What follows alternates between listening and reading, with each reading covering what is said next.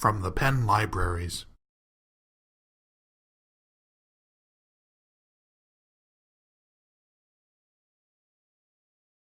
So today I'm going to talk about Don't Write on Walls, which is the project I developed for the advanced French writing course I teach in Tours for the Penn summer abroad.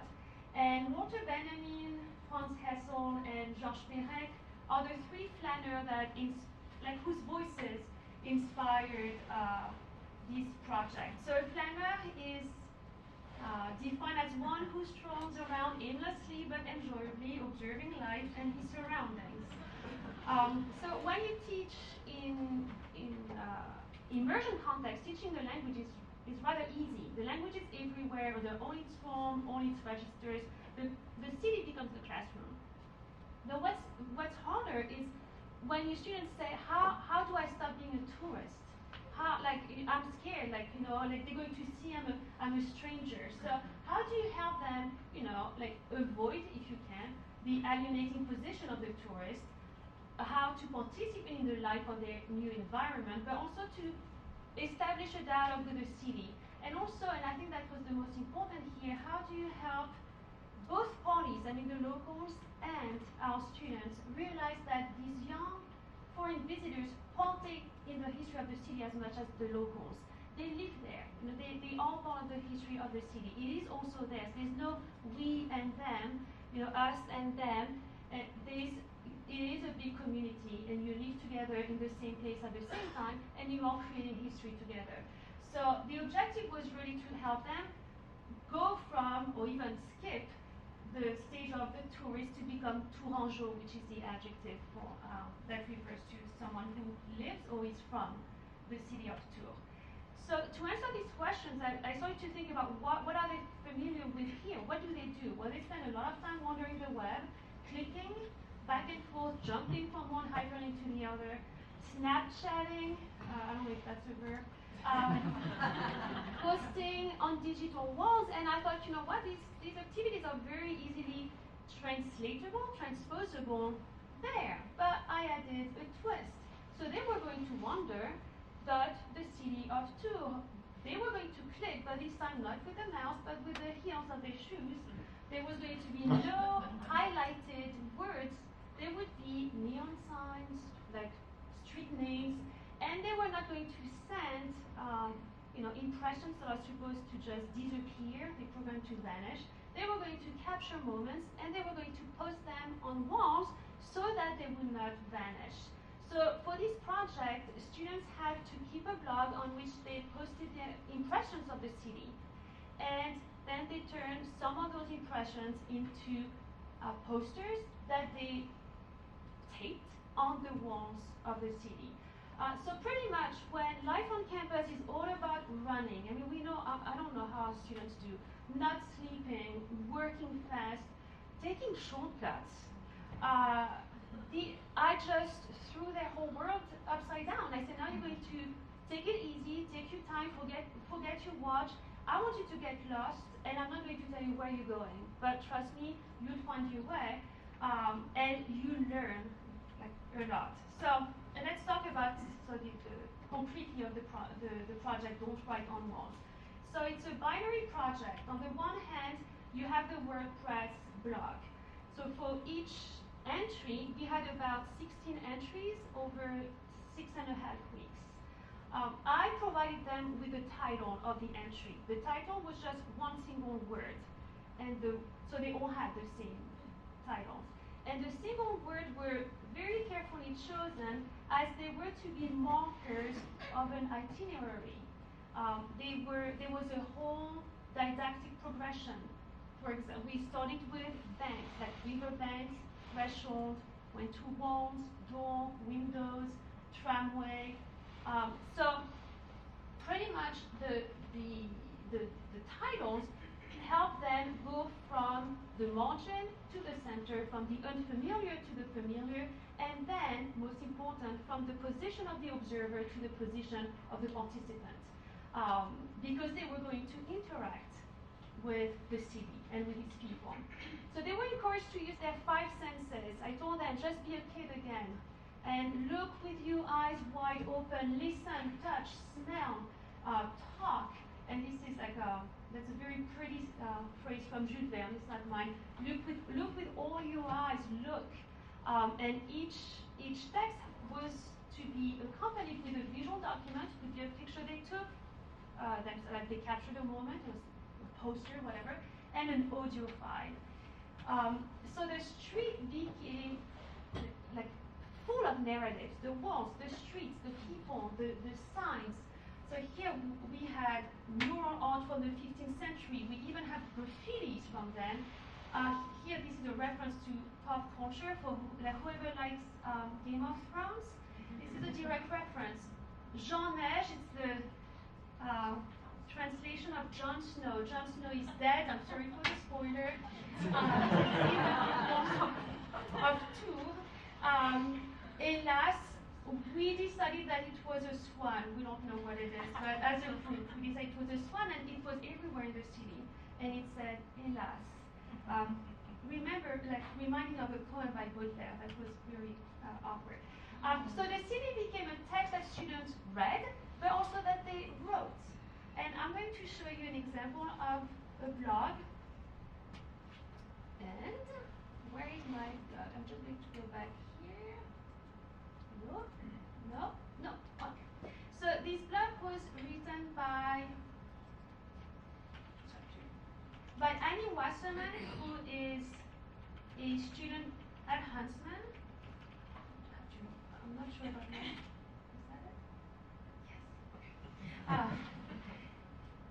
So Annie Wasserman is a Huntsman student, and she is actually currently now in Lyon. She's doing a semester abroad. So this is what I'm just going to show you a few examples. Am I okay on time? Yes. Okay. So as I said, we started with river bank. This is what came up with. So we have a cold play here to accompany our reading, and it's not working.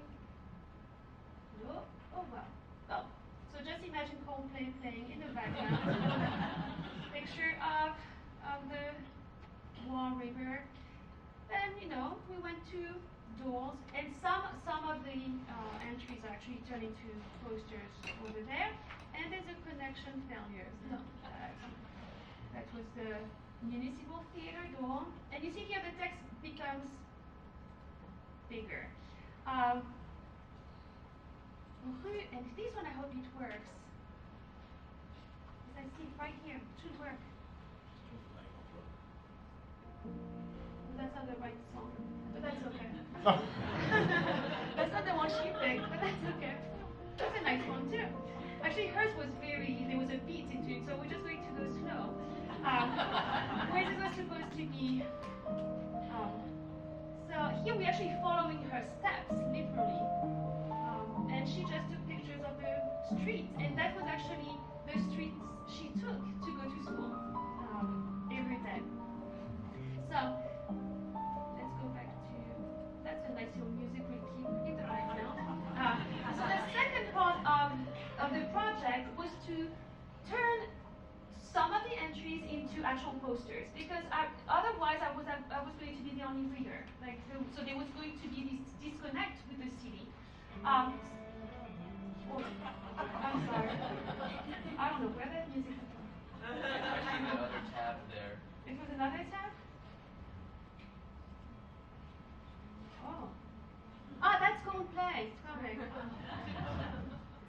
Sorry.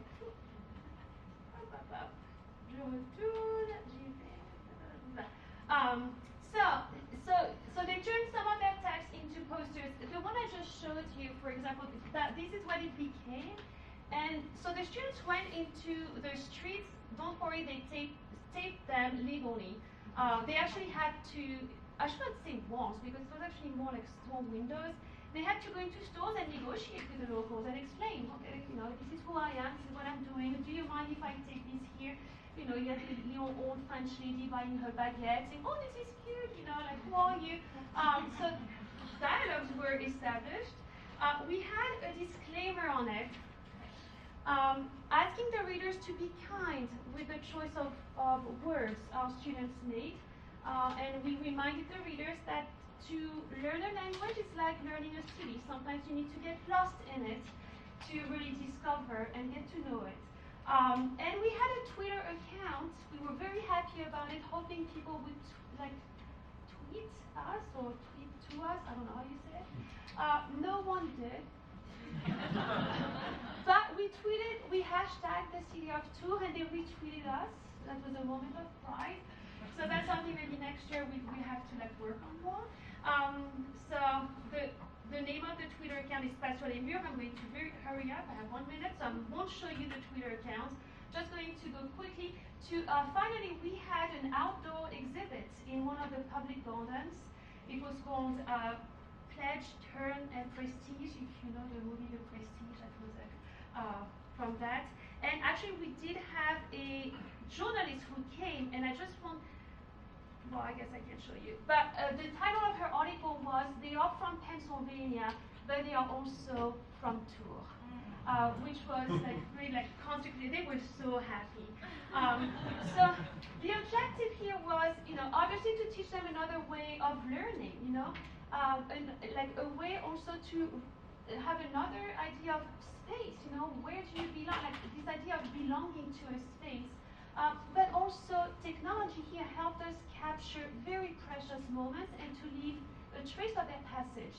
And as Georges Perec said, to write is to try meticulously to retain something, to cause something to survive, to wrest a few scraps from the void as it grows, and to leave somewhere a furrow, a trace, a mark of a few signs. And Walter Benjamin said, the man who started out on this journey is different from the man who arrives. The true measure of life is memory. Whoever, like the ancients, has seen his life transformed into writing, let him read this writing backward. Only in this way will he encounter himself, and only in this way, in full flight from the present, will he be able to understand it. And I would want, I want to think that writing on a blog, and reading it chronologically, could fit what Walter Benjamin is describing. And finally, I'm really sorry. Annie Wasserman, as I told you, she's actually in Lyon right now, and she created a new blog with 2 of her classmates. It's called Ceci n'est pas un blog, which is pretty much a mirror image of the one she did in Tours. She reused the disclaimer, like small girl, and so she works by carte postale. There's the music, there's the visual. She was actually in Berlin. There's the text, and the flaneur is here again. It's just follows us. So you might think, okay, that's all nice and cutesy, but I don't teach abroad. What am I going to do with these? I do think I learned a lot from it, and that's something I think walking and writing backward, that's something I'm going to try to integrate in my teaching here. So thank you very much. I'm sorry, but